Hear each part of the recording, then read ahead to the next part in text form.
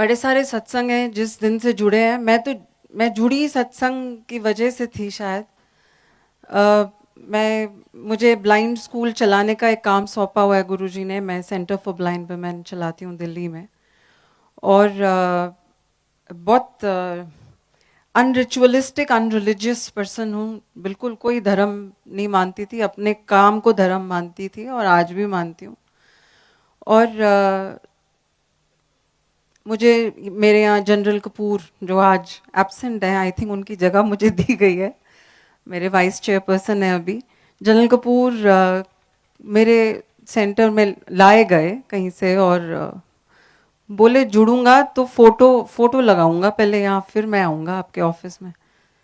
और मैं बड़ी डाउटफुल, मैंने कहा नहीं जी ऐसे नहीं हो सकता, हमारे यहाँ सब धर्मों के बच्चे आते हैं, स्टाफ है, मैं कैसे किसी गुरु की यहाँ पे फोटो लगाने दूंगी।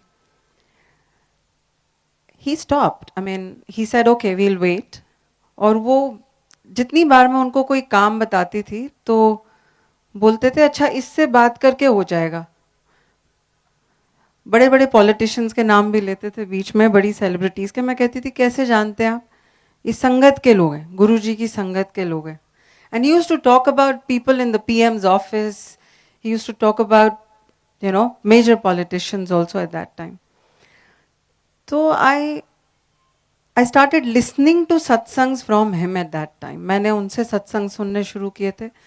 और आज जब मैं पीछे मुड़ के देखती हूँ तो मुझे ऐसे लगता है जिस दिन से मैंने सत्संग सुनने शुरू किए थे उस दिन से पता नहीं कौन कौन से दरवाजे खोलने गुरुजी ने शुरू किए थे।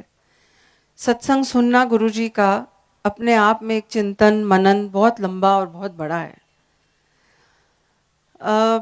बड़े सारे सत्संग हुए हैं, मेरे सेंटर पे हुए हैं। आज सेंटर में गुरुजी ने अपने आप मेरे पूरे स्टाफ को अपनी संगत बना रखा है और सत्संग भी होते हैं, मेरे पर्सनल सत्संग भी हैं। मैं अभी छोटा सा ही सत्संग शेयर करूंगी। पिछले साल शुरुआत में मेरी बैकबोन बहुत ज़्यादा, I had a big problem, मेरे बैक में बहुत प्रॉब्लम हो गई थी। और डॉक्टर ने मुझे बोला कि हाथ भी नहीं लगा सकते थेरेपी के लिए, आपको तो सिर्फ रेस्ट करना पड़ेगा अभी। And maybe I was tired, I don't know, पर उसने 1-1.5 महीना मैं उठ नहीं पा रही थी बेड से। और फिर उसने मुझे बोला आपको ना हार्मोनल चेकअप कराइए, इसकी वजह से प्रॉब्लम हो सकती है, हमें समझ में नहीं आ रहा आपकी प्रॉब्लम क्या है। तो आई टोल्ड हर, एंड बहुत सारी महिलाएं यहाँ बैठी होंगी, विमेन, जिनके ओवरीज में सिस्ट हैं। मेरी ओवरीज में भी सिस्ट थी और बहुत सालों, 14 सालों से थी। मैं दवाई रोज खाती थी। तो मैंने उसको बोला मेरे को मालूम है मेरे को हार्मोनल प्रॉब्लम है। शी सेड नहीं अभी आप जाओ, कुछ चेंजेस हो रहे हैं जिसकी वजह से आपको इतनी बड़ी प्रॉब्लम आ रही है बैक में। तो मैं गायनेकोलॉजिस्ट के पास गई और मैंने उनको बोला फिर से चेकअप कर दीजिए जी, दे नीड अ रिपोर्ट। और वो ये पिछले 3-4 साल मैं कुछ नहीं कर रही थी, मतलब मैं तो सिर्फ गुरुजी के पास आ रही थी और मैं लंगर खा रही थी। और वो उसने 20 मिनट लगा दिए मेरे अल्ट्रासाउंड की मशीन पे। मैंने 20 मिनट के बाद उनसे पूछा आप क्या देख रहे हो, आप क्या ढूंढ रहे हो? कह रही आप कह रहे हो सिस्ट है, सिस्ट कहाँ पे है? तो आई सेड सिस्ट्स भरी हुई थी, लास्ट अल्ट्रासाउंड मैंने कराया था, my ovaries were full of cysts. She said कहाँ है सिस्ट, आप आओ, उठ के आओ, मेरे को दिखाओ। I got up and I went in front of the screen. The whole ovary was absolutely clean. और वो गायनेकोलॉजिस्ट खुद कह रही है कि मुझे नहीं मिल रही जी, कहाँ ढूंढ के बताओ। शी सेड ये एजेस पे ना कुछ कुछ मुझे नजर आ रहा है, अगर आप कहते हो ये सिस्ट है तो मैं आपकी दवाई को कम कर देती हूँ, आप वो लेना शुरू कर दो। I said fine. मैं बड़ी अचंभे में बाहर आई और उसके बाद मैंने वो दवाई लेनी शुरू की। आई ट्रैवल अ लॉट, मैं बहुत ट्रैवल करती हूँ, तो मैं किसी और शहर गई हुई थी। मेरी दवाई वो रोज लेनी होती है 21 दिन, और मेरी दवाई 4 दिन के बाद खो गई। तो मैंने फिर उसी दिन वापस भी आना था, I could not go to the chemist. मैंने उनको फ़ोन किया, मैंने बोला 3-4 दिन अगर गैप आ जाता है तो प्रॉब्लम है। शी सेड नहीं चलो कोई बात नहीं, फिर से शुरू कर लेना। अच्छा, मैंने फिर आके नया पत्ता खरीदा, फिर से शुरू किया। फिर अगले महीने मैंने जापान जाना था और मैं वहाँ चली गई। बड़ी ठंड थी और बड़ी मुश्किलों में जाती थी, बैक अभी चल रहा था मेरा, और वहाँ पे फिर मेरी दवाई खो गई। तो मैं परेशान, अब जापान में ये वाला सॉल्ट नहीं मिलना मेरे को, मैं क्या करूँगी। मेरी 6-7 दिन दवाई में गैप आ गया और मैं वापस आई, मैंने फिर से शुरू की।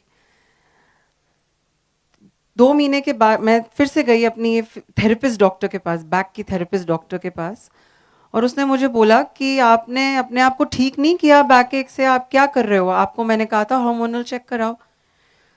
मैंने उसको ये तो बताया कि मैंने चेक कराया, ये प्रॉब्लम अब नहीं है, लेकिन मैंने बड़ी डरते डरते उसको बोला कि ना मेरी मेडिसिन खो जाती है, 2 महीने से खो रही है। और फिर मैंने डरते डरते उसको बोला कि मैं ना एक गुरुजी के मंदिर में जाती हूँ और मैंने किसी से सत्संग सुना है कि जब दवाई खो जाती है ना कई बारी, just give it a break, चिंतन करिए जरा गुरुजी क्या कह रहे हैं।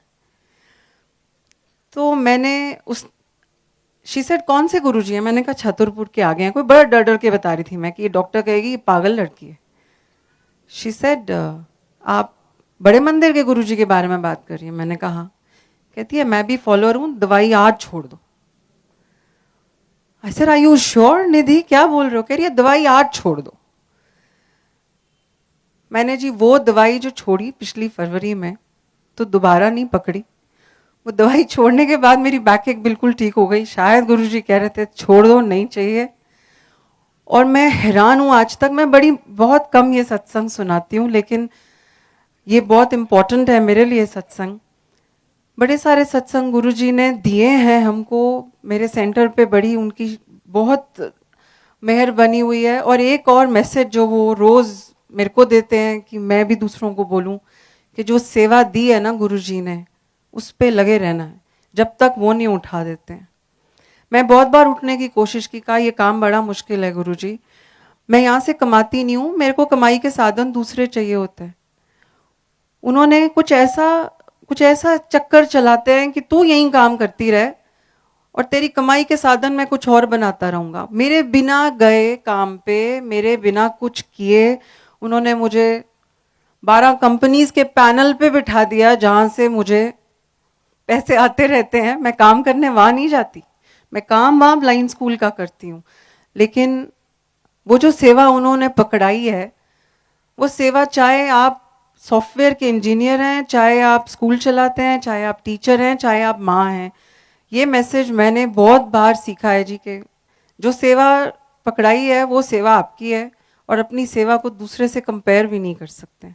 उम्मीद है आप सबको आज का सत्संग अच्छा लगा होगा। अगर ऐसा है तो पेज को फॉलो करें और इस सत्संग को दूसरी संगत के साथ जरूर साझा करें। मिलते हैं आप सबसे अगले सत्संग में, जब तक के लिए सत्संग सुने और दूसरों को भी सुनाएं। जय गुरु जी।